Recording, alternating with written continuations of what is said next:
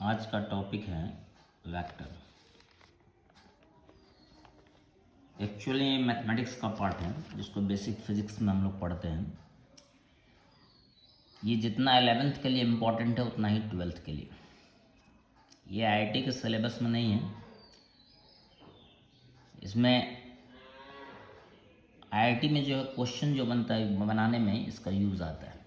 Mainly vector का जो calculation है वो 4 कैलकुलेशन होता है। First edition, second subtraction, third multiplication, fourth component. यही 4 कैलकुलेशन जानना हमको कि वेक्टर का कैलकुलेशन कैसे किया जाता है। ये मैक्सिमम चैप्टर में इसका यूज़ आता है फिजिक्स में। तो वेक्टर का सबसे पहला कॉन्सेप्ट आता है कि वेक्टर क्या है। तो जिस फिजिकल क्वांटिटी में मैग्नीट्यूड होता है, डायरेक्शन होता है और ट्रायंगल लॉ को ओबे करता है, obey the properties of triangle law, वो वेक्टर कहलाता है। मैग्नीट्यूड मीन्स हो गया अमाउंट, डायरेक्शन अमाउंट मीन्स हो गया 2 kg, 5 मीटर, 10 सेकेंड, ये सब मैग्नीट्यूड कहलाता है। Direction east west north south. Triangle law ओबे करने का मतलब जो आप सिंपल अलजेब्रा पढ़ते हैं 2 + 2 = 4, यहाँ पे वैसा कॉन्सेप्ट लागू नहीं होता। यहाँ 2 + 2 3 भी हो सकता है। तो इसका एडिशन का रूल बिल्कुल अलग होता है जिसको ट्रायंगल लॉ हम लोग बोलते हैं। तो ये 3 क्वांटिटी जो होगा वही, जिसमें ये 3 प्रॉपर्टी होगा वही कौन सा क्वांटिटी होगा? वेक्टर क्वांटिटी होगा। ये सिंपली हम लोग बोलते हैं कि जिसमें केवल मैग्नीट्यूड है, ओनली मैग्नीट्यूड, तो वो स्केलर, मैग्नीट्यूड और डायरेक्शन दोनों, तो वो वेक्टर है। जैसे मास अगर हम लोग बोलते हैं कि किसी बॉडी का मास 50 kg है, तो वहाँ डायरेक्शन बोलना कंपलसरी नहीं है। इट मीन्स मास जो है वो स्केलर क्वांटिटी होगा। लेकिन अगर किसी का लोकेशन हम बताते हैं, कोई पॉइंट का या प्लेस का, तो उसके लिए हमको ये बताना पड़ता है कि वो कितना किलोमीटर है, 5 किलोमीटर, 10 किलोमीटर, 25 किलोमीटर, और वो किस डायरेक्शन में। वहाँ डायरेक्शन बोलना कंपलसरी है। तो जहाँ डायरेक्शन बोलना कंपलसरी होता है वो वेक्टर क्वांटिटी होता है। कुछ क्वांटिटी है जिसमें मैग्नीट्यूड और डायरेक्शन दोनों होता है लेकिन फिर भी स्केलर होता है, तो वहाँ ट्रायंगल लॉ चेक करता है कि ट्रायंगल लॉ को ओबे करता है कि नहीं। जैसे करंट, उसमें मैग्नीट्यूड भी है, डायरेक्शन है, फिर भी स्केलर क्वांटिटी है। उसका डिटेल हम लोग जब इलेक्ट्रिक करंट चैप्टर पढ़ेंगे तब देखेंगे। तो वेक्टर पढ़ने के लिए जो कैलकुलेशन 4 करना हमको, एडिशन, सब्ट्रैक्शन, मल्टीप्लिकेशन और कंपोनेंट, उस चारों कैलकुलेशन से पहले आपको कुछ बेसिक कॉन्सेप्ट वेक्टर का जानना होगा कि वेक्टर का क्या क्या बेसिक कॉन्सेप्ट है, तब आप पढ़ेंगे कैलकुलेशन। तो सबसे पहला आता है रिप्रेजेंटेशन ऑफ ए वेक्टर, कि वेक्टर को लिखने का तरीका आपको आना चाहिए। वेक्टर रिप्रेजेंट करने का 2 तरीका है। पहला है सिंबॉलिक रिप्रेजेंटेशन, दूसरा है ग्राफिकल रिप्रेजेंटेशन। सिंबॉलिक क्या होता है कि अगर किसी लेटर के ऊपर एरो लगता है तो वो वेक्टर होता है, विदाउट एरो है तो वो स्केलर होगा। जैसे मास स्केलर क्वांटिटी है तो सिंपली एम से लिखते हैं। टाइम भी स्केलर है तो टी से लिखेंगे। लेकिन फोर्स जैसे वेक्टर क्वांटिटी है, अगर वेक्टर क्वांटिटी रहेगा तो एफ लिख के उसके ऊपर एरो का यूज़ करना है। जिस अल्फ़ाबेट के ऊपर एरो का यूज़ होता है वो वेक्टर क्वांटिटी कहलाता है। तो अगर आपको पहचानना है तो 2 लेटर है ए और बी, एक के ऊपर एरो है और एक के ऊपर एरो नहीं है, तो जिस लेटर के ऊपर एरो है वो वेक्टर है, जो विदाउट एरो है वो क्या है? स्केलर क्वांटिटी है। स्केलर में केवल मैग्नीट्यूड होता है, वेक्टर में मैग्नीट्यूड और डायरेक्शन दोनों होता है। वेक्टर का ये हो गया सिंबॉलिक रिप्रेजेंटेशन। सेकेंड होता है ग्राफिकल रिप्रेजेंटेशन, कि वेक्टर को ग्राफ से आप कैसे लिखेंगे। तो वेक्टर को ग्राफ से लिखने के लिए एक लाइन लेते हैं, लाइन का एक पार्ट जो है उसको लाइन सेगमेंट बोलते हैं, और एक तरफ आप एक इन पे एरो लगा दीजिए तो इसको बोलते हैं डायरेक्टेड लाइन सेगमेंट। तो ग्राफिकल रिप्रेजेंटेशन के लिए डायरेक्टेड लाइन सेगमेंट का यूज़ किया जाता है। जिस एंड पे एरो होता है उसको हेड बोलते हैं, जिधर एरो नहीं होता उसको टेल बोलते हैं। अब ये जो पार्ट है लाइन सेगमेंट, इसमें 2 पार्ट है, एक लेंथ है इसका और एक एरो है। तो जो लेंथ है वो मैग्नीट्यूड को रिप्रेजेंट करता है। लाइन सेगमेंट का लेंथ मैग्नीट्यूड को रिप्रेजेंट करता है और इसमें लगा एरो जो है वो डायरेक्शन को रिप्रेजेंट करता है। Length of line segment represents the magnitude of a vector quantity and arrow represents the direction of a vector quantity. अब जैसे अगर आपको 2 वेक्टर है ए और बी, जिस वेक्टर का लेंथ ज़्यादा है उसका मैग्नीट्यूड ज़्यादा होगा और जिसका लेंथ कम है उसका मैग्नीट्यूड कम होगा। अगर दोनों का एरो सेम डायरेक्शन में है तो हम लोग बोलते हैं 2 वेक्टर सेम डायरेक्शन में, और अगर एरो अपोजिट है मीन्स डायरेक्शन अपोजिट है। तो लेंथ से मैग्नीट्यूड का आइडिया मिलता है और एरो से डायरेक्शन का आइडिया मिलता है। और चूंकि लेंथ कभी नेगेटिव नहीं होता है इसलिए किसी भी वेक्टर क्वांटिटी का मैग्नीट्यूड कभी नेगेटिव माइनस में नहीं आ सकता। Magnitude of vector quantity can't be negative. तो वेक्टर का graphical representation directed line segment से, जिस एंड पे एरो है उसको हेड, जिस एंड पे एरो नहीं उसको टेल बोलते हैं। लेंथ मैग्नीट्यूड को एरो डायरेक्शन को रिप्रेजेंट करता है और मैग्नीट्यूड कभी नेगेटिव नहीं होता। जनरली जो ग्राफिकल रिप्रेजेंटेशन होता है वो 3 टाइप से होता है। 3 टाइप से वेक्टर होता है। फर्स्ट है A is equal to 2 metre due east, second B is equal to 4 metre in direction of 60 degree north of west, और थर्ड है C 6 metre in south west direction. इसको आप ध्यान से देखिए।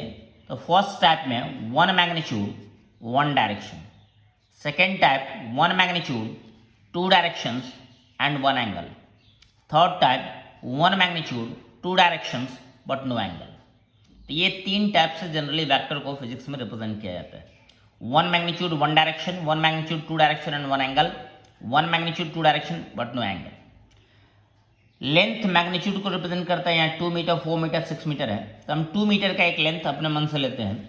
ये मान लेते हैं कि ये लेंथ 2 मीटर है। तो अगर ये 2 मीटर है तो 4 मीटर लेना होगा इसका डबल, 6 मीटर ट्रिपल, 1 मीटर लेना होगा तो इसका हाफ लेंगे, क्योंकि लेंथ मैग्नीट्यूड को रिप्रेजेंट करता है। तो 2 मीटर ड्यू ईस्ट है, तो 2 मीटर का लेंथ लेना आपको। ये 2 मीटर मान लेते हैं लेंथ है, मैग्नीट्यूड हो गया। ईस्ट है तो एरो आपका ईस्ट की ओर होगा।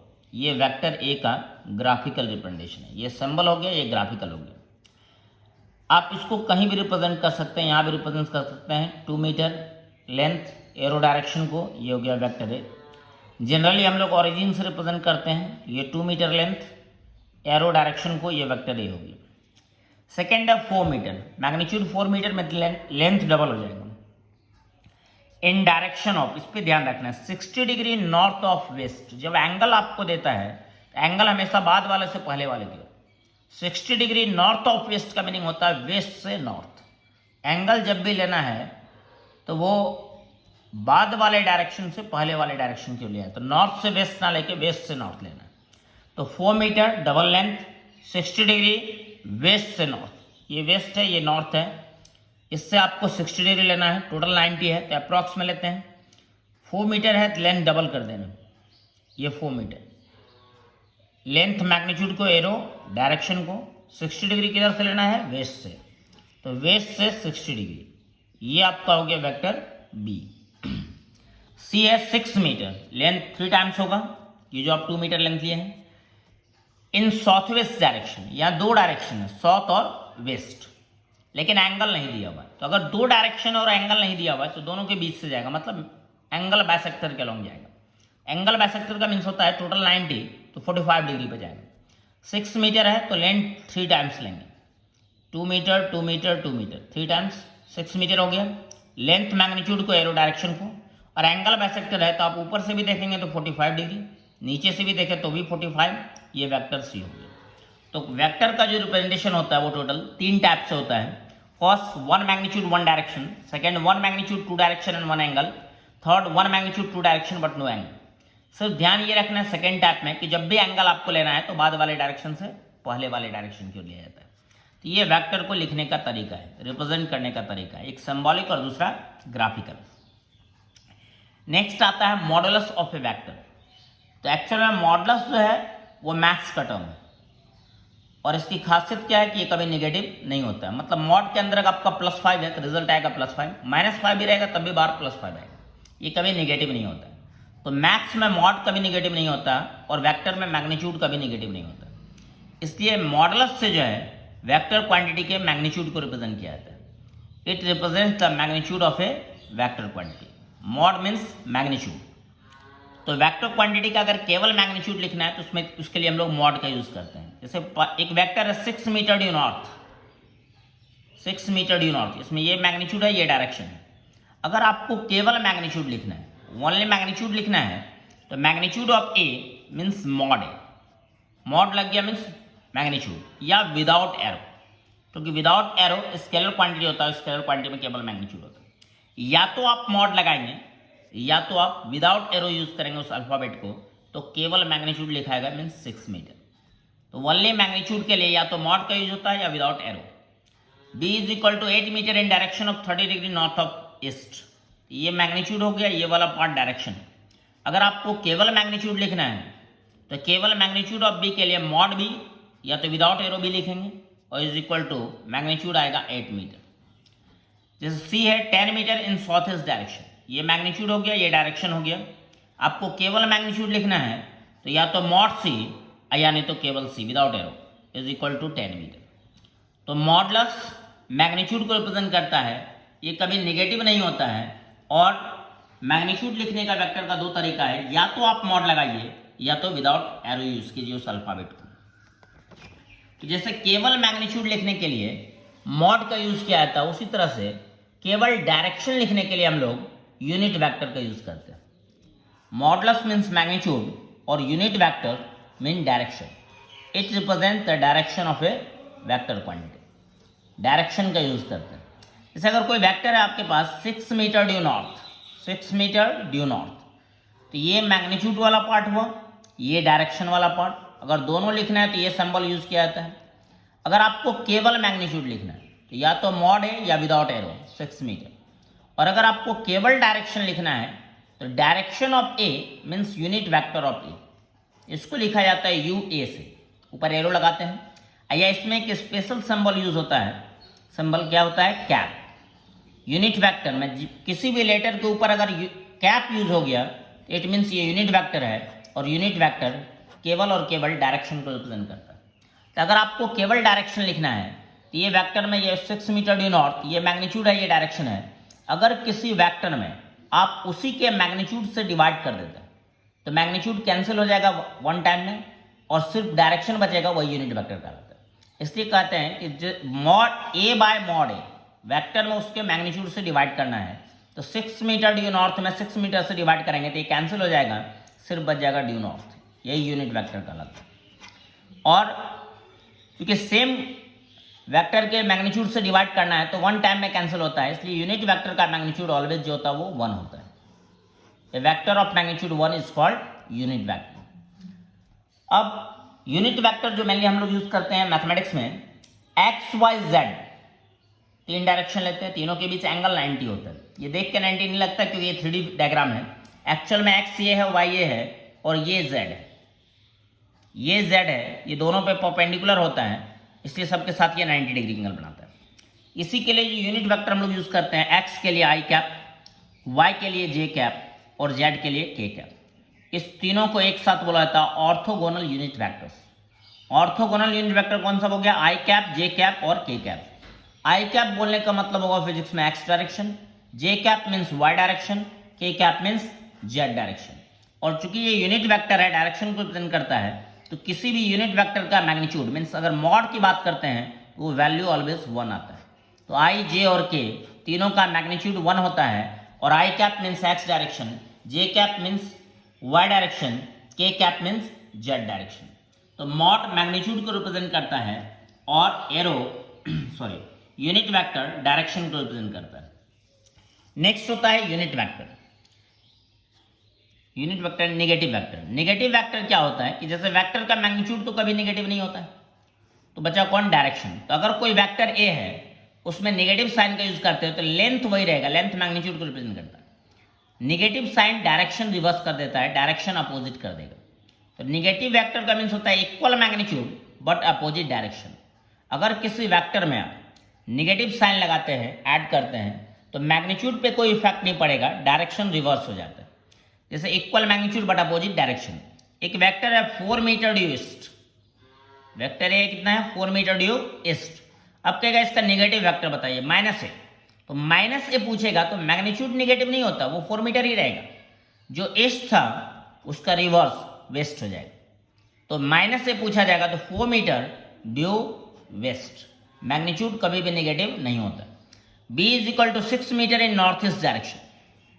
कहेगा माइनस b क्या होगा? तो मैग्नीट्यूड तो नेगेटिव होता नहीं है, मैग्नीट्यूड 6 मीटर रहेगा। इन जो नॉर्थ ईस्ट था इसका रिवर्स करेंगे तो साउथ और वेस्ट हो जाएगा, तो south west direction. Negative sign लगने से डायरेक्शन रिवर्स होता है, मैग्नीट्यूड पे कोई इफेक्ट नहीं पड़ता है। सी है 8 metre in direction of 30 degree north of east. तो ये पार्ट हो गया मैग्नीट्यूड, ये डायरेक्शन। अगर आप नेगेटिव साइन यूज करते हैं तो 8 मीटर ही मैग्नीट्यूड रहेगा। Minus C is equal to 8 metre in direction of 30 degree, north के जगह साउथ, ईस्ट के जगह वेस्ट, तो south of west, direction reverse होता है। तो मॉड मैग्नीट्यूड को यूनिट वेक्टर मीन्स डायरेक्शन और नेगेटिव वेक्टर मीन्स होता है equal magnitude but opposite direction. सबसे इंपॉर्टेंट बेसिक है वेक्टर का कैलकुलेशन के लिए एंगल बिटवीन टू वेक्टर्स। कोई भी कैलकुलेशन आप करते हैं जिसमें एंगल का यूज जरूर आता है, एडिशन, सब्ट्रैक्शन, मल्टीप्लिकेशन या कंपोनेंट, हर एक में एंगल का यूज जरूर आता है। दो वेक्टर का अगर कोई एंगल हमसे पूछता है तो वेक्टर में क्या सब होता है, मैग्नीट्यूड और डायरेक्शन। मैग्नीट्यूड के बीच कभी एंगल नहीं बनता, जैसे 5 kg और 2 kg के बीच एंगल का फॉर्मेशन नहीं होता, लेकिन ईस्ट और नॉर्थ के बीच 90 डिग्री का एंगल बनता है। तो अगर कोई आपसे दो वेक्टर के बीच का एंगल पूछ रहा है, इट मीन्स वो दो डायरेक्शन के बीच का एंगल पूछना चाह रहा है, क्योंकि एंगल जो होता है ऑलवेज डायरेक्शन के बीच फॉर्म होता है। तो angle between two vectors means angle between two directions. और डायरेक्शन का पता कैसे चलेगा कि arrow represent the direction of a vector point. Arrow से आपको डायरेक्शन पता चल जाएगा। अगर दो वेक्टर आपको दिया हुआ है ए और बी, यहाँ एंगल है 60 डिग्री, कहता है दोनों के बीच का एंगल बताइए, ये 60 नहीं होगा, पहले डायरेक्शन आपको देखना। तो वेक्टर ए का डायरेक्शन एरो से पता चलेगा ये है, वेक्टर बी का डायरेक्शन नीचे होगा क्योंकि एरो नीचे की ओर है, ये बी का डायरेक्शन है। और दोनों डायरेक्शन के बीच का एंगल आप जब देखेंगे तो ये वो 60 है, तो ये 120 होगा, तो एंगल हो जाएगा 120। दो वेक्टर के बीच का एंगल मीन्स होता है दो डायरेक्शन के बीच का एंगल। अगर ये ए है ये बी है, तो ये ए का डायरेक्शन होगा, ये बी का डायरेक्शन, इस बार जो एंगल होगा वेक्टर के बीच दोनों डायरेक्शन के बीच का 30 डिग्री। अगर दो वेक्टर आपको ए और बी है तो यहाँ तो 60 डिग्री एंगल है। आप इस वेक्टर को नीचे लाइए, तो जैसे जैसे आप वेक्टर नीचे लाएंगे एंगल डिक्रीज करेगा, और सेम डायरेक्शन में अगर वेक्टर आ जाता है तो एंगल बनता है 0 डिग्री। दो वेक्टर अगर सेम डायरेक्शन में हो तो एंगल जो होगा वो 0 डिग्री। अब इस बी को अगर आप पीछे ले जाते हैं तो एंगल इंक्रीज करेगा और अपोजिट डायरेक्शन में जाने पे एंगल हो जाएगा 180 डिग्री, और परपेंडिकुलर होने पर कितना होता है 90 डिग्री। तो अगर दो वेक्टर सेम डायरेक्शन में है तो 0 डिग्री का एंगल बनेगा, अपोजिट डायरेक्शन में है तो 180 डिग्री, और परपेंडिकुलर है तो 90 डिग्री। 0 डिग्री जब बनता है सेम डायरेक्शन तो उसको पैरेलल वेक्टर बोलते हैं, अपोजिट डायरेक्शन 180 डिग्री उसको एंटी पैरेलल वेक्टर बोलते हैं, और परपेंडिकुलर है तो उसको परपेंडिकुलर वेक्टर बोलते हैं। तो दो वेक्टर के बीच का जो एंगल होता है मिनिमम 0 और मैक्सिमम 180, एंगल जो लाई करता है बिटवीन 0 टू 180 लाई करता है। 0 कब बनता है, जब दो वेक्टर सेम डायरेक्शन में। 180 कब बनता है, जब दो वेक्टर अपोजिट डायरेक्शन में हो, और परपेंडिकुलर रहता है तो 90 डिग्री बनता है। तो इस तरीका से दो वेक्टर के बीच का एंगल आप देख सकते हैं। Angle between two vectors means angle between two directions. तो वेक्टर होने के लिए कितना कंडीशन हो गया, 3। फर्स्ट मैग्नीट्यूड, सेकंड डायरेक्शन, और third obey the properties of triangle law. Represent करने का दो तरीका, एक सिंबॉलिक दूसरा ग्राफिकल। सिंबॉलिक में अल्फाबेट के ऊपर अगर आपका एरो यूज किया गया है तो वेक्टर, विदाउट एरो है तो स्केलर। ग्राफिकल में डायरेक्टेड लाइन सेगमेंट का यूज करते हैं जिसमें लेंथ मैग्नीट्यूड को और एरो डायरेक्शन को रिप्रेजेंट करता है, और लेंथ मैग्नीट्यूड को रिप्रेजेंट करता है, इससे मैग्नीट्यूड कभी निगेटिव नहीं होता। 3 टाइप से वेक्टर का रिप्रेजेंटेशन होता है graphical representation, 1 magnitude 1 direction, 1 magnitude 2 direction 1 angle, 1 magnitude 2 direction without angle. Modulus means magnitude, केवल मैग्नीट्यूड लिखना है तो मॉड का यूज करना है या without arrow. Unit vector means direction, इसमें एरो की जगह जनरली कैप का यूज किया जाता है, और उस वेक्टर में उसी के मैग्नीट्यूड से डिवाइड करते हैं, और यूनिट वेक्टर का मैग्नीट्यूड ऑलवेज होता है 1। ऑर्थोगोनल यूनिट वेक्टर जो एक्स वाई जेड है उसको हम लोग फिजिक्स में क्या बोलते हैं, आई कैप, जे कैप, के कैप। आई कैप मीन्स एक्स डायरेक्शन, जे कैप मीन्स वाई डायरेक्शन, के कैप मीन्स जेड डायरेक्शन। और तीनों का मैग्नीट्यूड मॉड आई, मॉड जे, मॉड के 1 हो। सबके बीच एंगल 90 डिग्री होता है। Negative vector, negative sign magnitude पे कोई इफेक्ट नहीं डालता है, तो equal magnitude but opposite direction. और angle between two vectors means angle between two directions, और एंगल जो लाई करता है दो वेक्टर के बीच का बिटवीन 0 टू 180। अब जैसे हम कुछ एंगल निकाल के आपको दिखाते हैं कि दो वेक्टर के बीच का अगर आपको एंगल निकालना है तो कैसे निकलेगा। फर्स्ट एग्जांपल है 4 मीटर ड्यू ईस्ट, एक वेक्टर है 4 मीटर ड्यू ईस्ट। पहले आप रिप्रेजेंट कीजिए वेक्टर को, जिससे डायरेक्शन पता चल जाए। ये वेक्टर ए है। दूसरा है 6 metre in direction of 60 degree east of north. बताए थे एंगल रहेगा तो एंगल हमेशा बाद वाला से पहले वाला की ओर नॉर्थ से ईस्ट लेना। तो 60 डिग्री नॉर्थ से ईस्ट लेंगे, नॉर्थ से 60 डिग्री, तो दोनों वेक्टर के बीच का एंगल पूछा जाएगा, तो ये होगा और ये हो जाएगा 30 डिग्री, क्योंकि टोटल 90 होता है। यहाँ थीटा हो जाएगा 30 डिग्री। सेकेंड है if A is equal to 5 metre in north east direction. North east direction, दो डायरेक्शन है, एंगल नहीं है, तो दोनों के बीच से जाएगा 45 डिग्री पर। ये वेक्टर ए है। ये 45 दोनों तरफ से होगा। दूसरा है 7 मीटर ड्यू वेस्ट, वेस्ट की ओर है 7 मीटर, ये वेक्टर बी, तो दोनों के बीच का एंगल पूछा जाएगा, तो ये 45, ये 90, तो 90 प्लस 45 135, तो यहाँ थीटा अगर पूछा जाएगा तो 135 डिग्री होता है। तो वेक्टर जैसे ही आप रिप्रेजेंट करेंगे आपको एंगल का पता चल जाएगा। थर्ड है if 2 metre due south, vector A is equal to 2 metre due south, तो 2 मीटर ड्यू साउथ है, नीचे की ओर है, साउथ की ओर। दूसरा 4 metre in direction of 30 degree east of south, 30 degree east of south का मतलब एंगल आपको लेना है साउथ से ईस्ट, साउथ से ईस्ट की ओर 30 डिग्री, साउथ से ईस्ट 30 डिग्री आप लेते हैं, ये वेक्टर बी, तो दोनों के बीच का जो एंगल होगा वही 30 डिग्री होगा। सॉरी 2 मीटर ड्यू नॉर्थ था, नॉर्थ अगर रहेगा तो ये नीचे नहीं होगा वेक्टर है, ऊपर होगा वेक्टर, और ये है इस तरह से 30 डिग्री, तो ये हो गया 60 या 90, 60 प्लस 90 अगर पूछा जाएगा तो 140 डिग्री। पहला वेक्टर है 2 मीटर ड्यू नॉर्थ, ऊपर है। दूसरा है 4 metre in direct 30 degree east of south, मतलब साउथ से 30 डिग्री। तो टोटल एंगल अगर दोनों के बीच का पूछा जाएगा तो 90 प्लस 60 कितना हो जाएगा, 150 डिग्री, 150 डिग्री एंगल होता है वेक्टर ए और वेक्टर बी के बीच। नेक्स्ट है multiplication of a vector by real number और स्केलर क्वांटिटी। अगर किसी वेक्टर को आप रियल नंबर या स्केलर से मल्टीप्लाई करते हैं, रियल नंबर और स्केलर से आप मल्टीप्लाई करते हैं तो क्या होगा, रिजल्ट पे क्या इफेक्ट पड़ेगा। तो हम एक वेक्टर ले लेते हैं सी है, सपोज करें एक वेक्टर है सी और एक रियल नंबर या स्केलर के है। वेक्टर के ऊपर एरो लगता है, स्केलर और रियल नंबर के ऊपर एरो यूज नहीं होगा। अगर दोनों का मल्टीप्लाई किया जाएगा तो प्रोडक्ट हो जाएगा केसी, और इस प्रोडक्ट का 4 प्रॉपर्टी होता है। जो प्रोडक्ट केसी है उसका टोटल 4 प्रॉपर्टी होता है। फर्स्ट प्रॉपर्टी होता है कि प्रोडक्ट केसी जो होगा वेक्टर इंटू स्केलर, वो रिजल्ट जो होता है वो ऑलवेज वेक्टर क्वांटिटी होता है।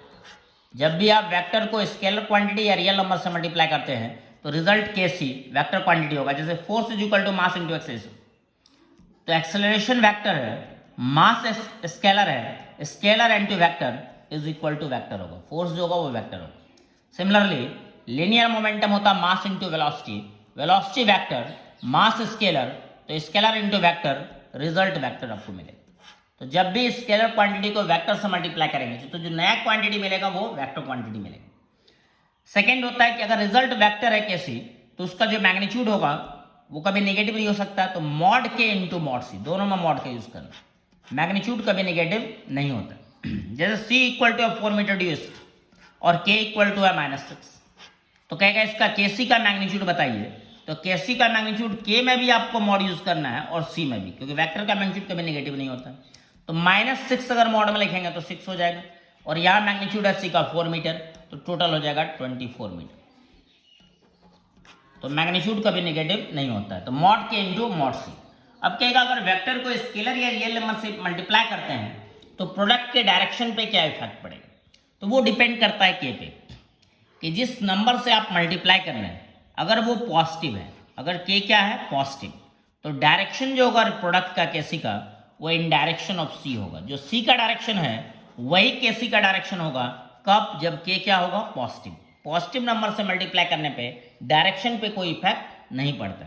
जैसे एक C equal to 6 metre due east और पॉजिटिव नंबर है +4, इससे मल्टीप्लाई कर रहे हैं, डायरेक्शन अभी है ईस्ट, तो मल्टीप्लाई करेंगे तो मैग्नीट्यूड हो जाएगा 24 मीटर, और चूंकि के पॉजिटिव है तो जो डायरेक्शन सी का था वही के सी का होगा, तो ड्यू ईस्ट।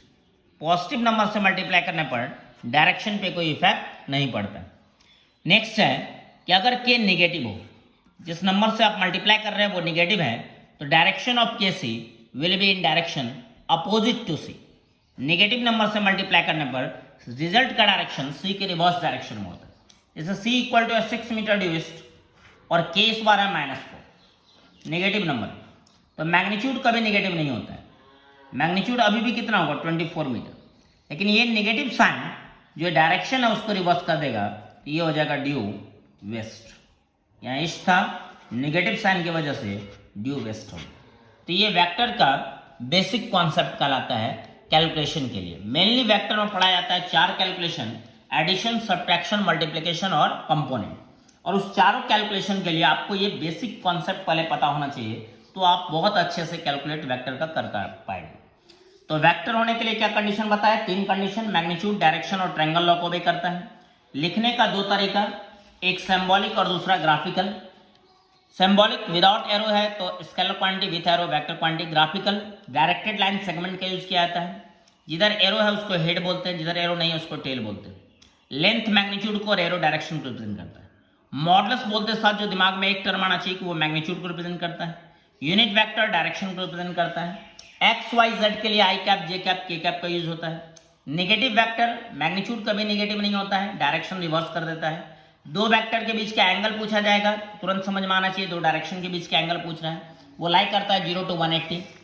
नेक्स्ट है कि अगर किसी वेक्टर को आप स्केलर या रियल नंबर से मल्टीप्लाई करते हैं तो जो प्रोडक्ट होता है कैसे, उसका 4 प्रॉपर्टी होता है। पहला कि प्रोडक्ट भी वेक्टर क्वांटिटी होगा, दूसरा प्रोडक्ट का मैग्नीट्यूड मॉड के इंटू मॉड सी होगा, तीसरा डायरेक्शन के लिए यूज होता है कि अगर के पॉजिटिव है तो जो सी का डायरेक्शन है वही प्रोडक्ट के सी का डायरेक्शन होगा, और अगर चौथा के नेगेटिव है तो सी का जो डायरेक्शन है उसके रिवर्स डायरेक्शन में के सी होगा। ये वेक्टर का बेसिक कॉन्सेप्ट है।